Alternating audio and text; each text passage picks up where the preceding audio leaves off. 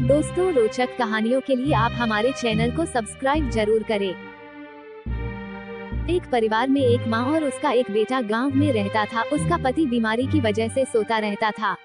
माँ पति की सेवा में सारा समय निकाल देती थी। दिन वे दिन बीतते गए, घर में राशन पानी खत्म होने लगा। पैसे नहीं होने के कारण माँ ने बेटे का स्कूल में जाना बंद करवा दिया था। माँ पैसे नहीं होने कारण कमजोर पड़ने लगी। खुद खाना नहीं खाती थी, लेकिन अपने पति और बेटे को जरूर खिलाती थी। एक दिन ऐसा भी आया कि घर में कुछ नहीं था, सभी को भूखा सोना पड़ा। माँ ने तो जैसे तैसे 3 दिन बिना खाए अपने को संभाल लिया, लेकिन बेटे को नहीं संभाल पाई। बेटा माँ को देखता रहता है, माँ अपने पति को देखती रहती है। बेटा समझ गया कि घर में खाने के लिए कुछ नहीं है। दूसरे दिन बेटा गांव के कचरे में से खाना निकालकर खाने लगा। तभी उसकी माँ को किसी ने बताया कि तेरा बेटा कचरे से खाना उठा के खाता है। बेटे ने सारी बात सुन ली। बेटा रोते रोते माँ के पास आता है।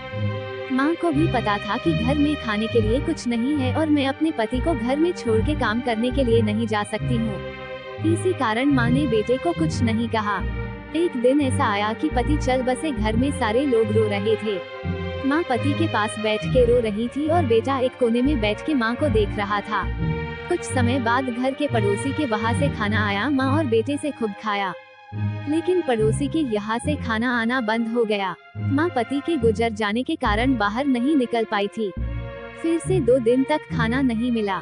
बेटा तो गांव के कचरे में से कुछ ना कुछ फेंका हुआ बासी खाना खा लेता था, लेकिन गांव वालों ने कचरा फेंकना बंद कर दिया था। गांव के बाहर फेंक के आ जाते थे। बेटा गांव के बाहर नहीं जा सकता था।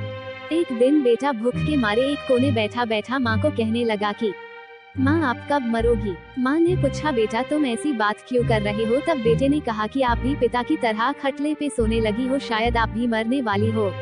आप मर जाओगी तब पड़ोसी खाना देने के लिए आएंगे ना।